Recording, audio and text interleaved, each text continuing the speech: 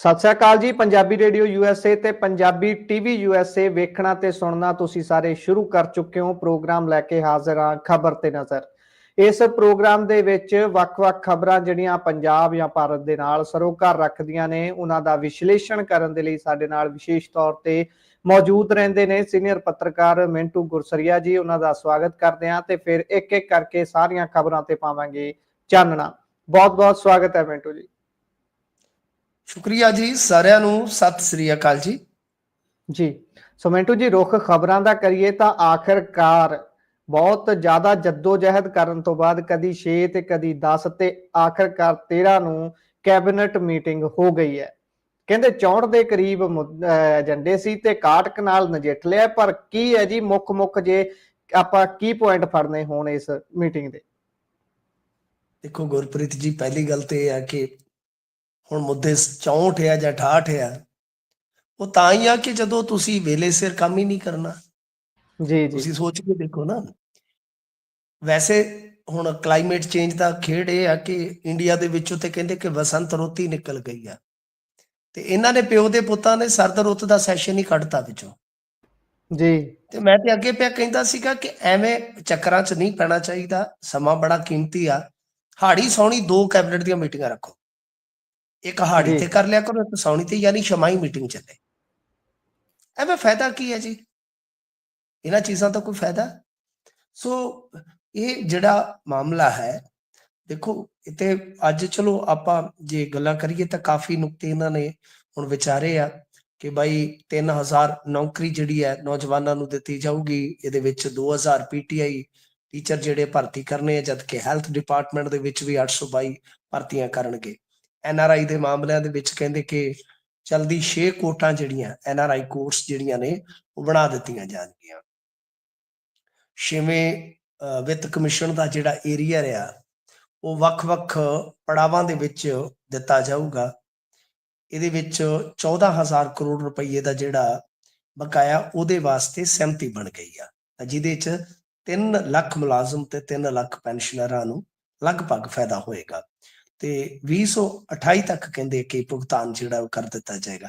ਮਤਲਬ ਕਿ ਇਸ ਤਰ੍ਹਾਂ ਖਾਸੇ ਇਹਨਾਂ ਨੇ ਵੱਡੇ ਫੈਸਲੇ ਜਿਹੜੇ ਆ ਉਹ ਲਏ ਆ।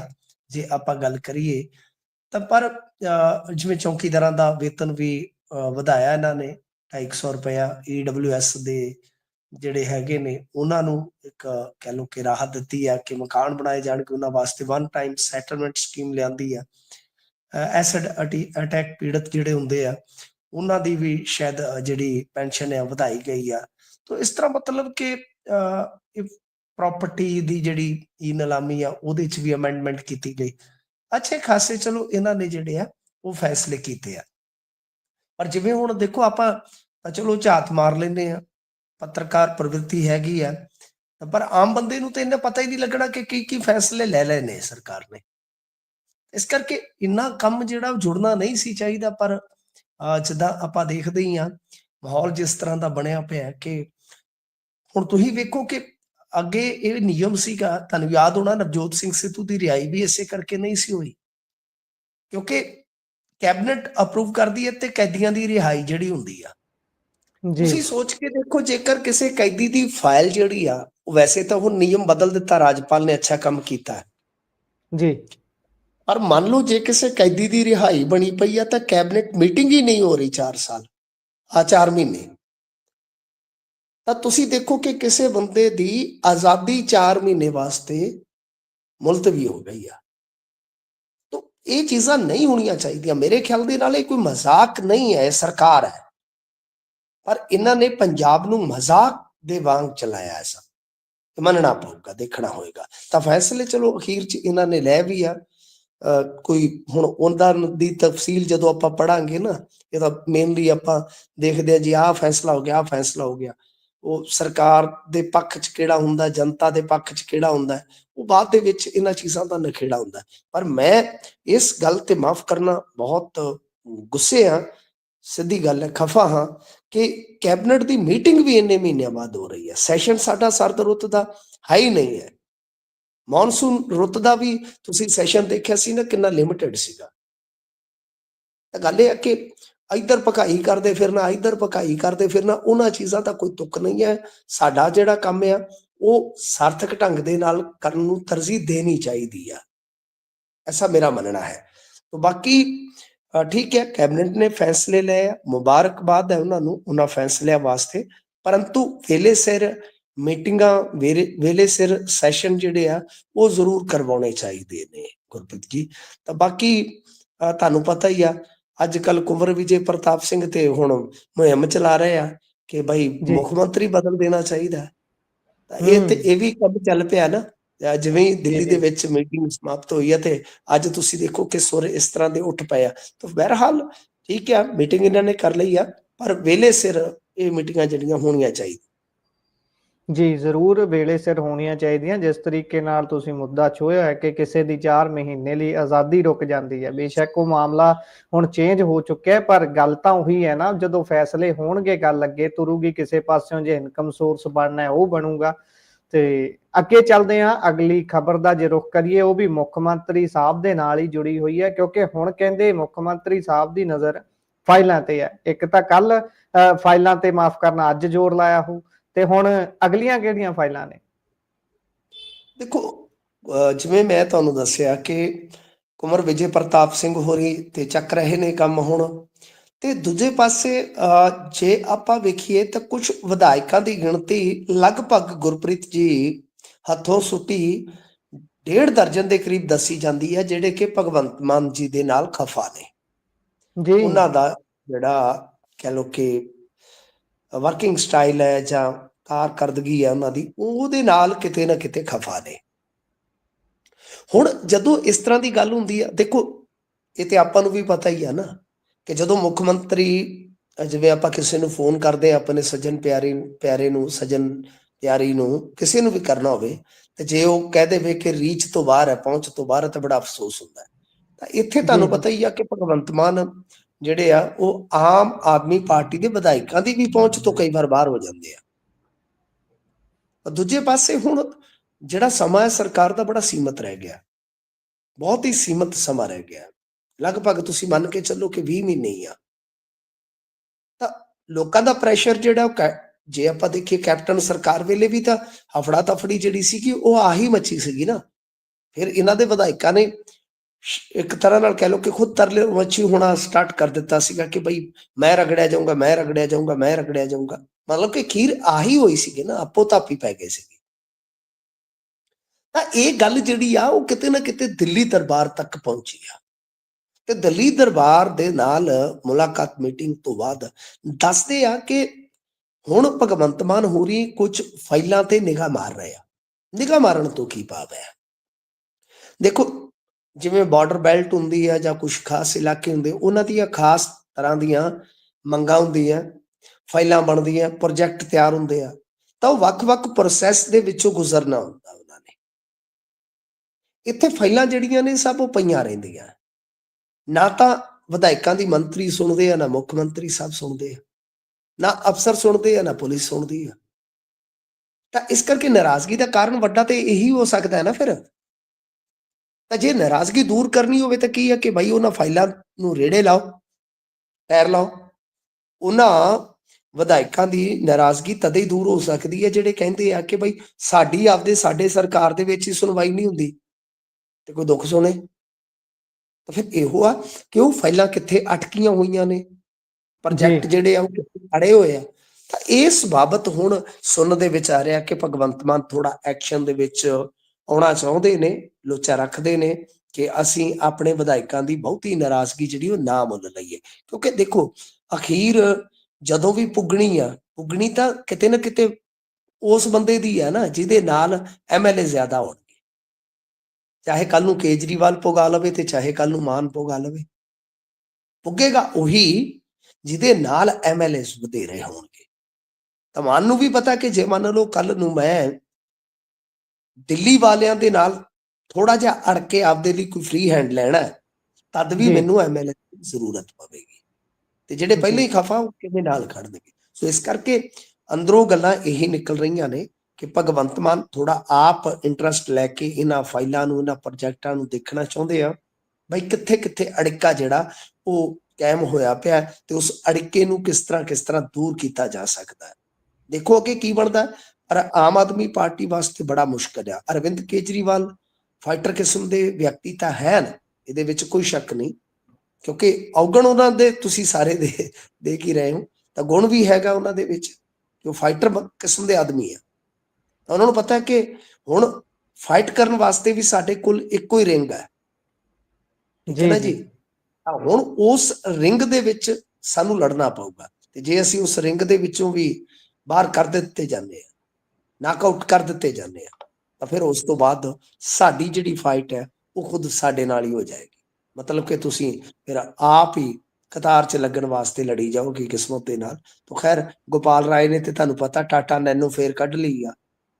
ਜੀ ਜੀ। ਅੱਗੇ ਵੀ ਵੈਸੇ ਉਹ ਨੈਨੋ ਕੱਢੀ ਫਿਰਦੇ ਹੁੰਦੇ ਸੀਗੇ, ਉਹ ਕਹਿੰਦੇ ਚੱਕ ਲਈ ਬੰਦੂਕ ਸੂਰਮੇ ਨੇ ਹਾਰ ਕੇ। ਤਾਂ ਉਹ ਬਸ ਉਹੀ ਹਿਸਾਬ ਕਿਤਾਬ ਉਹਨਾਂ ਨੇ ਅਗਰ ਵੀ ਤੁਰ ਪਿਆ ਗੋਪਾਲ ਨੈਨੋ ਨੂੰ ਸੈਲਫ ਮਾਰ ਕੇ, ਤਾਂ ਉਹ ਸੈਲਫ ਵੱਜ ਗਏ ਨੈਨੋ ਨੂੰ। ਤਾਂ ਹੁਣ ਮੈਨੂੰ ਲੱਗਦਾ ਕਿ ਨੀਲੀ ਵੈਗਨਰ ਵੀ ਸ਼ਾਇਦ ਲੱਭ ਜਾਣੀ ਆ ਕਿਤੇ ਨਾ ਕਿਤੇ ਕਿਸੇ ਗਰਾਜ ਦੇ ਜਲਦੀ ਵਿੱਚ। ਸੜਕਾਂ ਤੇ ਆਊ। ਆਹੋ, ਤੇ ਮਾਨ ਨੂੰ ਵੀ ਪਤਾ ਹੈ ਨਾ ਕਿ ਬਈ ਕਿਤੇ ਇਹ ਜੀ ਨਾ ਹੋਵੇ ਕਿ ਮੁੜ ਕੇ ਫੇਰ ਬਜਾਜ 6 ਤੱਕ ਸਕੂਟਰ ਤੇ ਆ ਜਾਵਾਂ, ਜਿਵੇਂ ਮੈਂ ਅੱਗੇ 13-14 ਚ ਸਕੂਟਰ ਤੇ ਚੜਿਆ ਫਿਰਦਾ ਹੁੰਦਾ ਸੀ ਸੜਕਾਂ ਤੇ। ਜੀ। ਉਸ ਟਾਈਮ ਤਾਂ ਫੋਨ ਵੀ ਪੱਤਰਕਾਰਾਂ ਨੂੰ ਸਪੈਸ਼ਲ ਆਉਂਦੇ ਹੁੰਦੇ ਸੀ ਵੀ ਭਾਈ ਅੱਜ ਮੈਂ ਫਲਾਨੀ ਜਗ੍ਹਾ ਚੱਲਾਂ, ਦੇਖਿਓ ਜੇ ਵਿਹਲੇ ਹੋਏ ਤਾਂ ਪਹੁੰਚ ਜਿਓ ਉੱਥੇ। ਐ ਜਿਹਾ ਵੀ ਬਹੁਤ ਚੱਲਦਾ ਹੁੰਦਾ ਸੀ। ਪਰ ਆਪਾਂ ਚੱਲਦੇ ਹਾਂ ਅਗਲੀ ਖਬਰ ਤੇ।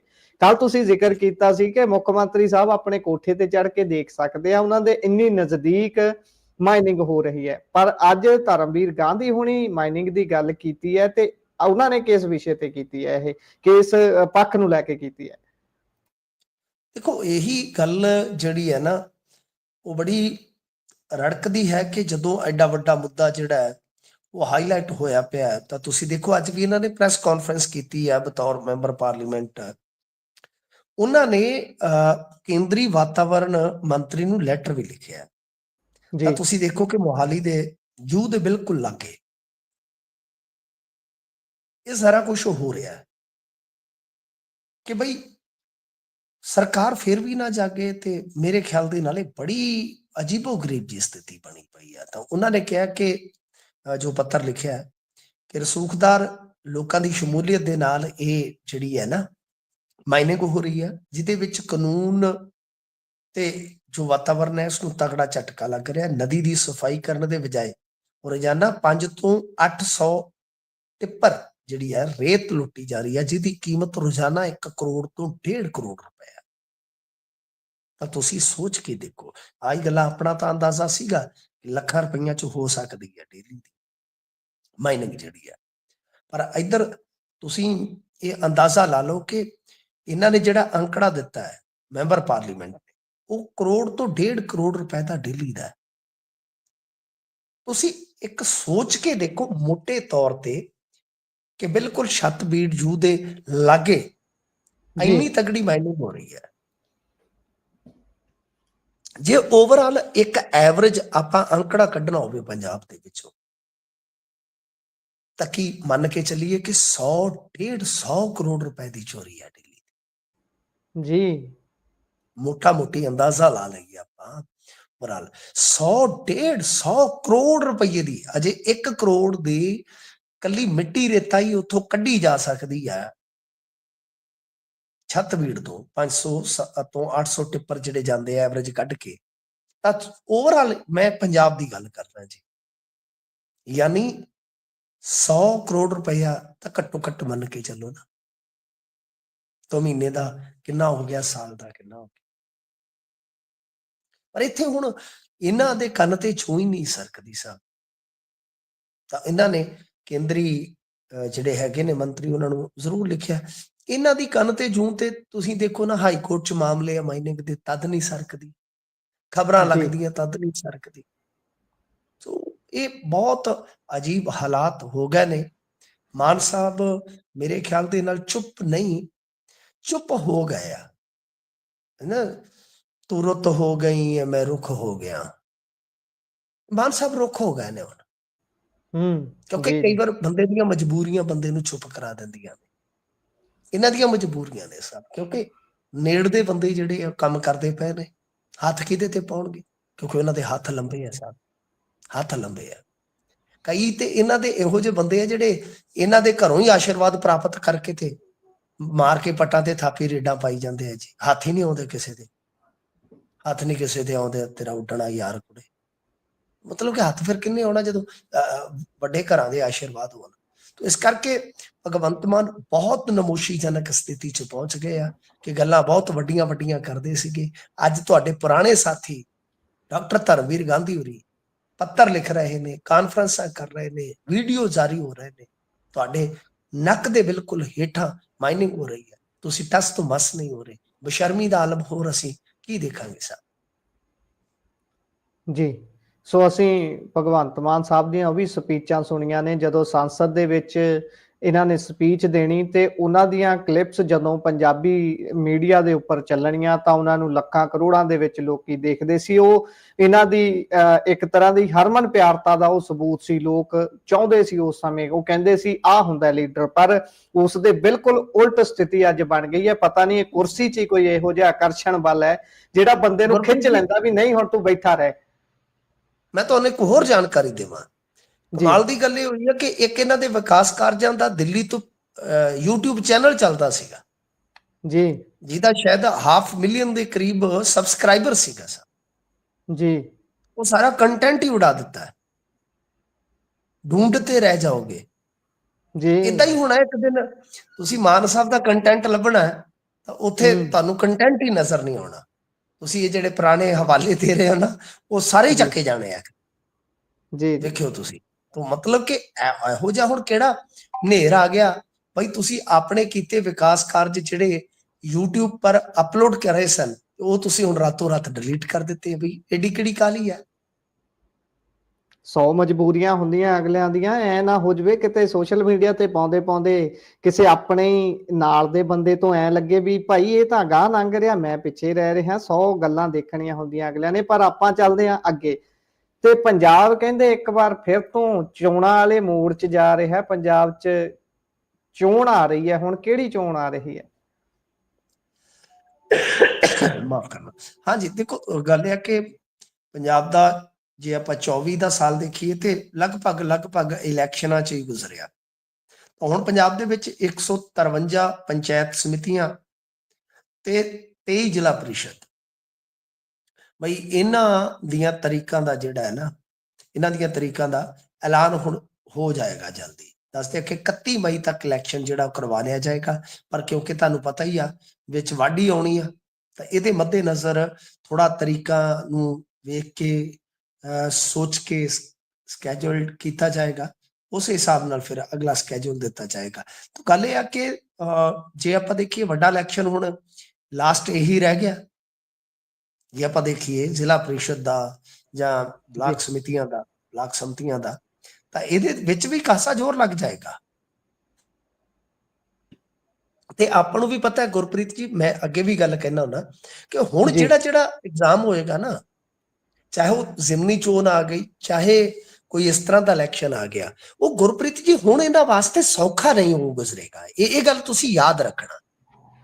ਇਹ ਇਮਤਿਹਾਨ ਜਿਹੜੇ ਆ ਟਫ ਤੋਂ ਟਫ ਹੀ ਹੁੰਦੇ ਜਾਣਗੇ। ਲਿਹਾਜ਼ਾ ਦਬਾਅ ਵੀ ਵਧੇਗਾ ਪੰਜਾਬ ਦੀ, ਇਹਨਾਂ ਦੀ ਆਮ ਆਦਮੀ ਪਾਰਟੀ ਦੀ ਇਕਾਈ ਤੇ ਦਬਾਅ ਵਧੇਗਾ ਕਿ ਤੁਸੀਂ ਪਰਫਾਰਮ ਕਰੋ। ਹੁਣ ਦੇਖੋ ਨਾ, ਪਾਠਕ ਸਾਹਿਬ ਥੋੜੀ ਜਵਾਬ ਦੇ ਬਣਨਗੇ, ਜਵਾਬ ਦੇ ਤੇ ਇਹਨਾਂ ਦੇ ਬੰਦਿਆਂ ਨੇ ਬਣਨਾ ਹੈ। ਸੋ ਇਸ ਵਾਸਤੇ ਆਮ ਆਦਮੀ ਪਾਰਟੀ ਤੇ ਦਬਾਅ ਰਹੇਗਾ। ਹੁਣ ਧੱਕਾ ਮੁੱਕੀ ਵੀ ਜ਼ਿਆਦਾ ਨਹੀਂ ਚਲਾ ਸਕਦੇ, ਬਹੁਤ ਹੋ ਗਿਆ ਜੋ ਹੋ ਗਿਆ, ਹੁਣ ਜ਼ਿਆਦਾ ਨਹੀਂ ਚੱਲੇਗਾ। ਤੇ ਜ਼ਿਆਦਾ ਲੋਕ ਫਿਰ ਉਹ ਚੱਲੇ ਧੱਕਾ ਮੁੱਕੀ ਨੂੰ ਪਸੰਦ ਵੀ ਨਹੀਂ ਕਰਦੇ। ਸੋ ਇਸ ਕਰਕੇ ਮੇਰੇ ਖਿਆਲ ਦੇ ਨਾਲ ਜਿਹੜਾ ਵੀ ਇਲੈਕਸ਼ਨ ਆਏਗਾ, ਔਰ ਇਹ ਮਹੱਤਵਪੂਰਨ ਇਲੈਕਸ਼ਨ ਆ ਗਿਆ ਜਿਹੜਾ ਕਿ 31 ਮਈ ਤੋਂ ਪਹਿਲਾਂ ਇਹਨਾਂ ਨੇ ਕਰਵਾਉਣਾ ਹੈ, ਤਾਂ ਇਹਦੇ ਵਿੱਚ ਆਮ ਆਦਮੀ ਪਾਰਟੀ ਤੇ ਡੈਫੀਨੇਟਲੀ ਦਬਾਅ ਜਿਹੜਾ ਉਹ ਰਹੇਗਾ ਜੀ। ਸੋ ਵੇਖਾਂਗੇ ਹੁਣ ਬਣਦਾ ਕੀ ਹੈ, ਕਿਉਂਕਿ ਪਿਛਲੀਆਂ ਜਿਹੜੀਆਂ ਚੋਣਾਂ ਹੋ ਕੇ ਹਟੀਆਂ ਨੇ ਉਹਨਾਂ 'ਚ ਤਾਂ ਚੱਲ ਗਿਆ ਪੂਰਾ ਜ਼ੋਰ। ਜਿੱਥੇ ਤੁਸੀਂ ਜਿੱਦਾਂ ਸ਼ਬਦ ਵਰਤਦੇ ਹੁੰਦੇ ਹੋ ਕਿ 1.25 ਲੱਖ ਬੰਦੇ ਨਾਲ ਹੀ ਉਹਨਾਂ ਨੇ ਆਪਣਾ ਮੇਅਰ ਉੱਥੇ ਬਣਾ ਲਿਆ। ਪਰ ਅੱਗੇ ਚੱਲਦੇ ਹਾਂ ਆਪਾਂ, ਅਗਲੀ ਖਬਰ ਜੁੜੀ ਹੋਈ ਹੈ ਅਕਾਲੀ ਸੰਕਟ ਦੇ ਨਾਲ।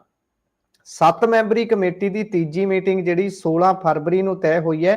ਪਰ ਇਸ ਤੋਂ ਪਹਿਲਾਂ ਮੈਂ ਮਿੰਟੂ ਜੀ ਜ਼ਿਕਰ ਕਰਦੇ ਹਾਂ, ਜਥੇਦਾਰ ਗਿਆਨੀ ਰਘਵੀਰ ਸਿੰਘ ਹੋਣੀ, ਜਥੇਦਾਰ ਅਕਾਲ ਤਖਤ ਸਾਹਿਬ, ਉਹਨਾਂ ਦਾ ਬਿਆਨ ਸਾਹਮਣੇ ਆ ਗਿਆ। ਉਹਨਾਂ ਨੇ ਆਪਣੇ ਸੋਸ਼ਲ ਮੀਡੀਆ ਦੇ ਉੱਪਰ ਲਿਖਿਆ, ਮੈਂ ਤੇਜ਼ੀ ਦੇ ਨਾਲ ਉਹ ਪੜ੍ਹ ਦਿੰਦਾ। ਸਭ ਤੋਂ ਪਹਿਲਾਂ ਉਹ ਲਿਖਦੇ ਨੇ ਕਿ ਪਿਛਲੇ ਦਿਨਾਂ ਤੋਂ ਜਿਸ ਤਰ੍ਹਾਂ ਦੇ ਘਟਨਾਕ੍ਰਮ ਵਾਪਰ ਰਹੇ ਸਨ, ਮੈਂ ਉਹਨਾਂ ਨੂੰ ਸਾਰੇ ਪੱਖਾਂ ਤੋਂ ਬੜੀ ਗੰਭੀਰਤਾ ਦੇ ਨਾਲ ਵਾਚ ਰਿਹਾ ਸਾਂ। ਇਹਨਾਂ ਹਾਲਾਤਾਂ ਤੋਂ ਮੇਰਾ ਮਨ ਬੇਹੱਦ ਦੁਖੀ ਹੋਇਆ। ਤਖਤ ਸ੍ਰੀ ਦਮਦਮਾ ਸਾਹਿਬ ਦੇ ਜਥੇਦਾਰ ਸਿੰਘ ਸਾਹਿਬ ਗਿਆਨੀ ਹਰਪ੍ਰੀਤ ਸਿੰਘ ਨੂੰ ਅਹੁਦੇ ਤੋਂ ਹਟਾਉਣ ਲਈ ਵਰਤੇ ਗਏ ਕਾਰਨ ਅਤੇ ਤਰੀਕਾ ਬਿਲਕੁਲ ਵੀ ਸਹੀ ਨਹੀਂ ਹੈ। ਮਿਤੀ 2 ਦਸੰਬਰ 2024 ਨੂੰ ਸ੍ਰੀ ਅਕਾਲ ਤਖਤ ਸਾਹਿਬ ਤੋਂ ਪੰਥਕ ਭਾਵਨਾਵਾਂ ਅਤੇ ਪਰੰਪਰਾਵਾਂ ਦੀ ਰੌਸ਼ਨੀ ਵਿੱਚ ਹੋਏ ਫੈਸਲਿਆਂ ਤੋਂ ਬਾਅਦ ਇਸ ਤਰ੍ਹਾਂ ਜਾਪ ਰਿਹਾ ਸੀ ਕਿ ਸਿੰਘ ਸਾਹਿਬ ਖਿਲਾਫ ਗਿਣੇ ਮਿੱਥੇ ਤਰੀਕੇ ਨਾਲ ਮਾਹੌਲ ਬਣਾਇਆ ਜਾ ਰਿਹਾ ਹੈ। ਸਿੰਘ ਸਾਹਿਬਾਨ ਗਿਆਨੀ ਹਰਪ੍ਰੀਤ ਸਿੰਘ ਖਿਲਾਫ 18 ਸਾਲ ਪੁਰਾਣੇ ਪਰਿਵਾਰਕ ਮਾਮਲੇ ਨੂੰ ਗਲਤ ਰੰਗਤ ਦੇ ਕੇ ਮੀਡੀਆ ਟ੍ਰਾਇਲ ਚਲਾਇਆ ਗਿਆ। ਇਸ ਸੰਬੰਧ ਵਿੱਚ ਬਤੌਰ ਜਥੇਦਾਰ ਸ੍ਰੀ ਅਕਾਲ ਤਖਤ ਸਾਹਿਬ ਮੈਂ ਸ਼੍ਰੋਮਣੀ ਕਮੇਟੀ ਵੱਲੋਂ ਜਾਂਚ ਕਮੇਟੀ ਬਿਠਾਉਣ ਵੇਲੇ ਵੀ ਆਖਿਆ ਸੀ ਕਿ ਇਹ ਠੀਕ ਨਹੀਂ ਹੈ। ਜੇਕਰ ਕਿਸੇ ਵੀ ਤਖਤ ਸਾਹਿਬ ਦੇ ਕਿਸੇ ਜਥੇਦਾਰ ਸਹਿਬਾਨ ਵਿਰੁੱਧ ਕਿਸੇ ਤਰ੍ਹਾਂ ਦੇ ਦੋਸ਼ਾਂ ਦੀ ਪੜਤਾਲ ਕਰਨ ਦੀ ਲੋੜ ਹੋਵੇ ਤਾਂ ਇਹ ਕੇਵਲ ਸ੍ਰੀ ਅਕਾਲ ਤਖਤ ਸਾਹਿਬ ਹੀ ਕਰਵਾ ਸਕਦਾ ਹੈ। ਸਿੰਘ ਸਾਹਿਬ ਗਿਆਨੀ ਹਰਪ੍ਰੀਤ ਸਿੰਘ ਨੂੰ ਫਿਰ ਵੀ ਅਹੁਦੇ ਤੋਂ ਸੇਵਾ ਮੁਕਤ ਕਰਨਾ ਮੰਦਭਾਗਾ ਹੈ। ਇਸ ਤਰ੍ਹਾਂ ਜਥੇਦਾਰ ਸਹਿਬਾਨ ਨੂੰ ਜ਼ਲੀਲ ਕਰਕੇ ਸੇਵਾ ਮੁਕਤ ਕਰਨਾ ਬੇਹੱਦ ਮੰਦਭਾਗਾ ਵਰਤਾਰਾ ਹੈ। ਇਹ ਇੱਕ ਵਾਰ ਆਪਣੀ ਆਤਮਾ ਤੋਂ ਇਹ ਕਹਿਣਾ ਚਾਹੁੰਦਾ ਕਹਿੰਦੇ ਇੱਕ ਵਾਰ ਫਿਰ ਆਪਣੀ ਆਤਮਾ ਤੋਂ ਇਹ ਕਹਿਣਾ ਚਾਹੁੰਦਾ ਹਾਂ ਕਿ ਸਿੰਘ ਸਾਹਿਬਾਨ ਗਿਆਨੀ ਹਰਪ੍ਰੀਤ ਸਿੰਘ ਨੂੰ ਸੇਵਾ ਮੁਕਤ ਕਰਨਾ ਬੇਹੱਦ ਨਿੰਦਣਯੋਗ ਅਤੇ ਮੰਦਭਾਗਾ ਵਰਤਾਰਾ ਹੈ, ਜੋ ਕਿ ਅਕਾਲ ਤਖਤ ਦੀ ਆਜ਼ਾਦੀ ਹੋਂਦ ਹਸਤੀ ਨੂੰ ਵੀ ਨੁਕਸਾਨ ਪਹੁੰਚਾਉਣ ਵਾਲਾ ਹੈ। ਗੁਰੂ ਰਾਖਾ ਗਿਆਨੀ ਰਘਵੀਰ ਸਿੰਘ ਜਥੇਦਾਰ ਸ੍ਰੀ ਅਕਾਲ ਤਖਤ ਸਾਹਿਬ। ਸੋ ਇਹ ਲਿਖਦੇ ਨੇ ਉਹ। ਇੱਕ ਤਾਂ ਇਹਦੇ ਤੇ ਟਿੱਪਣੀ ਜੋੜ ਦਿਓ ਤੇ ਉਸ ਤੋਂ ਬਾਅਦ ਜਿਹੜੀ ਮੀਟਿੰਗ ਹੋਣੀ ਹੈ 16 ਨੂੰ ਉਸ ਤੇ ਕੀ ਕਹੋਗੇ? ਨਹੀਂ ਦੇਖੋ, ਗਿਆਨੀ ਰਘਵੀਰ ਸਿੰਘ, ਮੈਂ ਅੱਗੇ ਇਹਨਾਂ ਬਾਰੇ ਕਹਿ ਚੁੱਕਾ, ਮਾਫ ਕਰਨਾ, ਧਾਰਮਿਕ ਸ਼ਖਸੀਅਤਾਂ ਬਾਰੇ ਟਿੱਪਣੀ ਕਰਨ ਲੱਗਿਆ ਹਮੇਸ਼ਾ ਮੇਰਾ ਮਨ ਦੁਖਦਾ ਹੈ ਜੀ, ਕਿਉਂਕਿ ਮੈਂ ਸਮਝਦਾ ਕਿ ਮੇਰੀ ਨਾ ਇੰਨੀ ਔਕਾਤ ਹੈ ਨਾ ਤੌਫੀਕ ਹੈ। ਪਰ ਬਤੌਰ ਇੱਕ ਮੀਡੀਆ ਕਾਮਾ ਮੈਂ ਜ਼ਰੂਰ ਜੇ ਟਿੱਪਣੀ ਕਰਾਂਗਾ ਤਾਂ ਉਹ ਆਪਦੀ ਰੂਹ ਤੋਂ ਹੀ ਕਰਾਂਗਾ ਕਿ ਮੈਨੂੰ ਕਦੇ ਕਦੇ ਇਉਂ ਲੱਗਦਾ ਕਿ ਗਿਆਨੀ ਰਘਵੀਰ ਸਿੰਘ ਗਿਆਨੀ ਗੁਰਬਚਨ ਸਿੰਘ ਵੀ ਨਹੀਂ ਬਣਨਾ ਚਾਹੁੰਦੇ ਜੀ, ਤੇ ਉਹ ਅਕਾਲੀ ਫੂਲਾ ਸਿੰਘ ਵੀ ਨਹੀਂ ਬਣਨਾ ਚਾਹੁੰਦੇ। ਤਾਂ ਤੁਸੀਂ ਦੇਖੋ ਕਿ ਉਹ ਵਿਦੇਸ਼ ਯਾਤਰਾ ਤੇ ਗਏ, ਸਾਰਾ ਕੁਝ ਹੋ ਰਿਹਾ ਸੀਗਾ, ਸਭ ਕੁਝ ਇਹਨਾਂ ਨੂੰ ਪਤਾ ਸੀਗਾ, ਸਭ ਕੁਝ ਹੋਇਆ। ਉਸ ਤੋਂ ਬਾਅਦ ਫਿਰ ਇਹਨਾਂ ਨੇ ਆਪਣਾ ਜਿਹੜਾ ਉੱਥੋਂ ਦਾ ਫੋਰਨ ਦਾ ਟ੍ਰਿਪ ਸੀਗਾ ਉਹ ਇਹਨਾਂ ਨੇ 1 ਹਫ਼ਤੇ ਵਾਸਤੇ ਐਕਸਟੈਂਡ ਕੀਤਾ। ਤਾਂ ਜੇ ਇਹ ਅਧਿਕਾਰ ਖੇਤਰ ਦਾ ਮਸਲਾ ਹੀ ਨਹੀਂ ਸੀਗਾ ਉਹਨਾਂ ਦੀ ਇਹਦਾ, ਜੀ, ਤਾਂ ਫਿਰ ਤੁਸੀਂ ਵੇਲਾ ਰਹਿੰਦੇ ਆ ਇਸ ਨੂੰ ਆਪਣੇ ਹੱਥ 'ਚ ਲੈ ਲੈਂਦੇ, ਟੇਕ ਓਵਰ ਕਰਦੇ ਨਾ ਜੀ।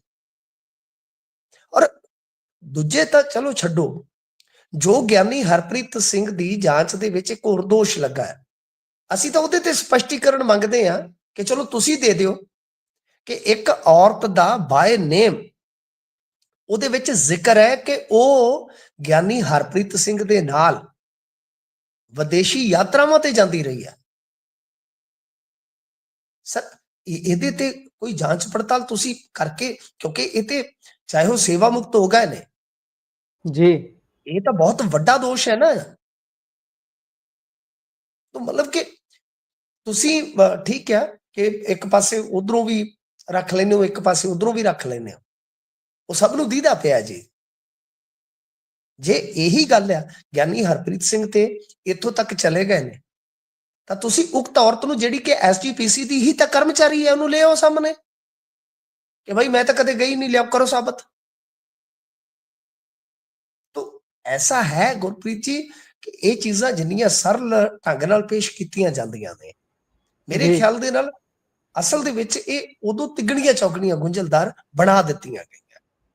ਹਰੇਕ ਬੰਦਾ ਇੱਥੇ ਰਾਜਨੀਤੀ ਖੇਡ ਰਿਹਾ, ਹਰੇਕ ਬੰਦਾ ਜਾਂ ਰਾਜਨੀਤਿਕਾਂ ਬੰਦਿਆਂ ਦੇ ਹੱਥਾਂ 'ਚ ਖੇਡ ਰਿਹਾ ਜੀ। ਇਸ ਕਰਕੇ ਮਫਾਦਾਂ ਦੀ ਗੇਮ ਜਦੋਂ ਉਲਝ ਜਾਂਦੀ ਹੈ ਤੁਹਾਨੂੰ ਪਤਾ ਹੀ ਆ। ਇਸ ਕਰਕੇ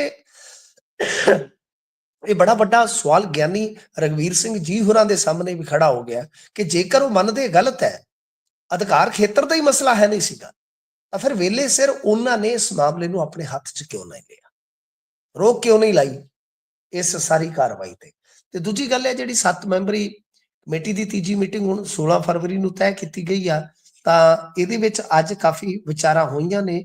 ਭੁੰਦੜ ਸਾਹਿਬ ਨੇ ਆਉਣਾ ਸੀਗਾ, ਮੇਰੇ ਖਿਆਲ ਦੇ ਨਾਲ ਉਹ ਪਹੁੰਚੇ ਨਹੀਂ ਹੈ, ਪਰ ਭੁੰਦੜ ਨਾਲ ਜਿਹੜੇ ਅਕਾਲ ਤਖਤ ਸਾਹਿਬ ਦੀ ਕਮੇਟੀ ਦੇ ਮੈਂਬਰ ਆ ਤੇ ਜਾਂ ਧਾਮੀ ਸਾਹਿਬ ਇਹਨਾਂ ਵੱਲੋਂ ਉੱਠ ਕੇ ਮੁਲਾਕਾਤ ਜ਼ਰੂਰ ਕੀਤੀ ਗਈ ਆ ਤੇ ਦੱਸਦੇ ਆ ਕਿ ਹੁਣ ਅਗਲੀ ਮੀਟਿੰਗ ਦੇ ਵਿੱਚ ਸ਼ਾਇਦ ਕੋਈ ਨਾ ਕੋਈ ਹੱਲ ਨਿਕਲੇਗਾ। ਤੇ ਦੂਜੇ ਪਾਸੇ ਜੇ ਆਪਾਂ ਦੇਖੀਏ, ਵਡਾਲਾ ਸਾਹਿਬ ਅਜੇ ਵੀ ਭਰਤੀ ਦੇ ਮਾਮਲੇ 'ਚ ਕਹਿ ਰਹੇ ਕਿ 7 ਮੈਂਬਰੀ ਕਮੇਟੀ ਹੀ ਕਰੇਗੀ। ਤਾਂ ਸਾਰੀਆਂ ਇਹ ਚੀਜ਼ਾਂ ਹੈਗੀਆਂ ਨੇ, ਉਹ ਆਪਣੀ ਜਗ੍ਹਾ ਤੇ ਹੀ ਆ, ਪਰ ਹੋ ਸਕਦਾ ਕਿ ਆਉਣ ਵਾਲੇ ਸਮੇਂ ਦੇ ਵਿੱਚ ਹੱਲ ਨਿਕਲ ਆਵੇ, ਕਿਉਂਕਿ ਹੁਣ ਸਾਰੀਆਂ ਧਿਰਾਂ ਨੂੰ ਹੌਲੀ ਹੌਲੀ ਚਾਨਣ ਹੋਏਗਾ ਕਿ ਲੜਿਆਂ ਗੱਲ ਨਹੀਂ ਬਣਨੀ, ਕਿ ਕੁਝ ਚੀਜ਼ਾਂ ਤੇ ਸਾਨੂੰ ਵੀ ਕੰਪਰੋਮਾਈਜ਼ਡ ਹੋਣਾ ਪਵੇਗਾ, ਕੁਝ ਚੀਜ਼ਾਂ ਤੇ ਉਹਨਾਂ ਨੂੰ ਵੀ ਸ਼ਾਇਦ ਕੰਪਰੋਮਾਈਜ਼ਡ ਹੋਣਾ ਪਵੇਗਾ, ਤੇ ਅਖੀਰ ਹੋ ਸਕਦਾ ਕੋਈ ਹੱਲ ਨਿਕਲ ਆਵੇ ਸਾਰਥਕ ਤਰੀਕੇ ਨਾਲ। ਹੁਣ ਉਧਰ ਤਾਂ ਭਰਤੀ ਵਾਲਾ ਮਸਲਾ ਰਹਿ ਗਿਆ, ਗਿਆਨੀ ਹਰਪ੍ਰੀਤ ਸਿੰਘ ਵਾਲਾ ਤਾਂ ਜਿਵੇਂ ਕਿਵੇਂ ਬਾਈ ਨਿਬੜ ਗਿਆ ਇੱਕ ਤਰ੍ਹਾਂ ਨਾਲ। ਜੀ ਜੀ।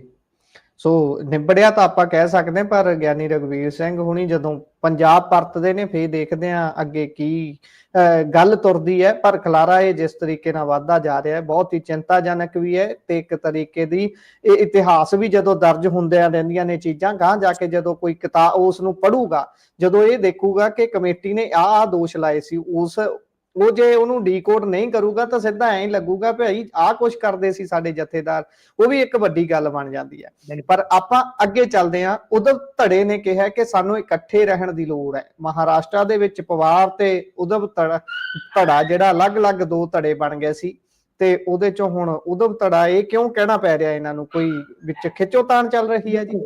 ਹਾਂਜੀ, ਉਧਵ ਦਾ ਮੁੰਡਾ ਆਦਿਤਿਆ, ਉਧਵ ਤੇ ਰਾਜ ਠਾਕਰੇ, ਇਹ ਗਾਂ ਬਾਲ ਠਾਕਰੇ ਦੀ ਲੈਗਸੀ।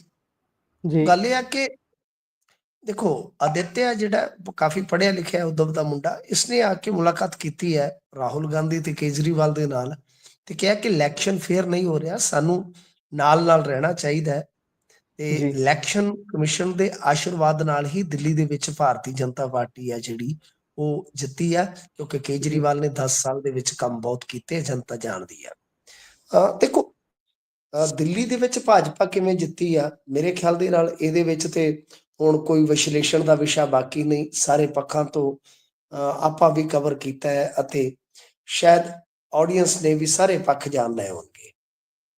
ਪਰ ਜਿੱਥੋਂ ਤੱਕ ਇੱਕ ਰਹਿਣ ਦਾ ਮਸਲਾ ਹੈ ਕਿ ਇਹ ਮੇਰੇ ਖਿਆਲ ਦੇ ਨਾਲ ਬਹੁਤ ਛੋਟੀ ਉਮਰ ਦੇ ਰਾਜਨੇਤਾ ਬੰਦੇ ਨੇ ਵੱਡੀ ਗੱਲ ਕਹੀ ਆ ਕਿ ਇਲੈਕਸ਼ਨ ਇਸ ਵੇਲੇ ਫੇਅਰ ਨਹੀਂ ਲੱਗ ਰਿਹਾ, ਤਾਂ ਸਾਨੂੰ ਇਸ ਸੂਰਤ ਦੇ ਵਿੱਚ ਇਕੱਠੇ ਰਹਿਣ ਦੀ ਜ਼ਰੂਰਤ ਹੈ। ਤੇ ਜੇ ਇਕੱਠੇ ਰਹਿੰਦੇ ਤਾਂ ਹੋ ਸਕਦਾ ਸੀ ਫਿਰ ਤਾਂ ਦਿੱਲੀ ਹਾਰਦੇ ਹੀ ਨਾ, ਕਿਉਂਕਿ 13 ਕੇ 14 ਸੀਟਾਂ ਤਾਂ ਕਾਂਗਰਸ ਨੇ ਹਰਾਈਆਂ ਇਹਨਾਂ ਨੂੰ, ਫਿਰ ਤਾਂ ਹਰਿਆਣਾ ਵੀ ਨਾ ਹਾਰਦੇ।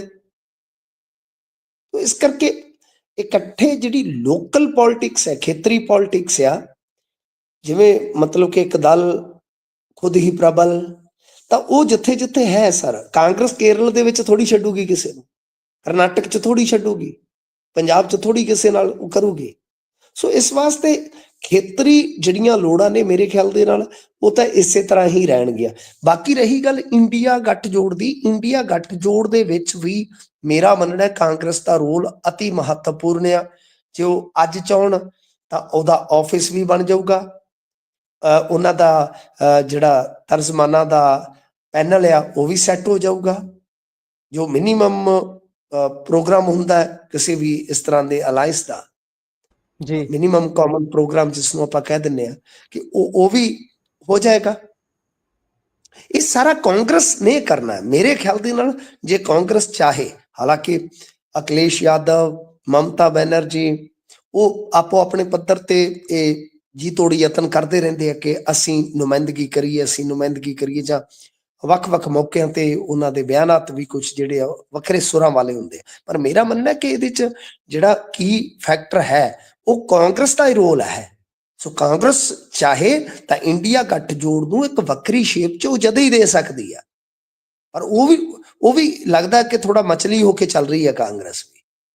ਤਾਂ ਇਹ ਗੱਲ ਇਹਨਾਂ ਦੀ ਬਿਲਕੁਲ ਸਹੀ ਆ ਕਿ ਇਹਨਾਂ ਨੂੰ ਇੱਕਜੁੱਟ ਰਹਿਣ ਦੀ ਘੱਟੋ ਘੱਟ ਜ਼ਰੂਰਤ। ਚਲੋ ਠੀਕ ਹੈ, ਖੇਤਰੀ ਪੋਲਿਟਿਕਸ 'ਚ ਤਾਂ ਮੈਂ ਜਿਵੇਂ ਕਿਹਾ ਕਿ ਲੋੜਾਂ ਹੁੰਦੀਆਂ ਨੇ, ਇੱਥੇ ਲੜਦੇ ਵੀ ਆ, ਪਰ ਕੌਮੀ ਪੱਧਰ ਤੇ ਜੇ ਮੰਨ ਲਓ ਇਸ ਗੱਠਜੋੜ ਨੇ ਹੋਰ ਮਜ਼ਬੂਤੀ ਨਾਲ ਟਾਕਰਾ ਲੈਣਾ ਹੈ, ਜਾਂ ਜਿਵੇਂ ਕਿਸਾਨ ਮੁਹਿੰਮ ਅੱਗੇ ਬਣਾਉਣੀ ਹੈ, ਤਾਂ ਉਹਦੇ ਵਿੱਚ ਮੇਰੇ ਖਿਆਲ ਦੇ ਨਾਲ ਇੰਡੀਆ ਗੱਠਜੋੜ ਦੀ ਜਿਹੜੀ ਸ਼ੇਪ ਹੈ ਉਹਨੂੰ ਹੋਰ ਮਜ਼ਬੂਤ ਕਰਨਾ ਪਵੇਗਾ ਜੀ, ਨਿਖਾਰਨਾ ਪਵੇਗਾ ਜੀ। ਲੋੜ ਤਾਂ ਬਹੁਤ ਹੈ ਇਕੱਠੇ ਹੋ ਕੇ ਲੜਨ ਦੀ, ਕਿਉਂਕਿ ਜਿਹੜੀ ਸਾਹਮਣੇ ਉੱਤੇ ਰਹਿ ਉਹ ਤਾਂ ਕੁਚਲਦੀ ਆਉਂਦੀ ਹੈ, ਉਹ ਅਸੂਲਾਂ ਰੂਲਾਂ ਨੂੰ ਵੀ ਤੇ ਵੈਸੇ ਵੀ ਸੰਪਰਦਾਇਕ ਤੌਰ ਤੇ ਵੀ। ਸੋ ਪ੍ਰੋਗਰਾਮ ਦਾ ਸਮਾਂ ਇੱਥੇ ਹੀ ਸਮਾਪਤ ਹੁੰਦਾ ਹੈ। ਮਿੰਟੂ ਜੀ, ਤੁਸੀਂ ਜਾਣਕਾਰੀਆਂ ਸਾਂਝੀਆਂ ਕੀਤੀਆਂ, ਤੁਹਾਡਾ ਬਹੁਤ ਬਹੁਤ ਧੰਨਵਾਦ ਜੀ। ਸਤਿ ਸ੍ਰੀ ਅਕਾਲ। ਸਤਿ ਸ੍ਰੀ ਅਕਾਲ।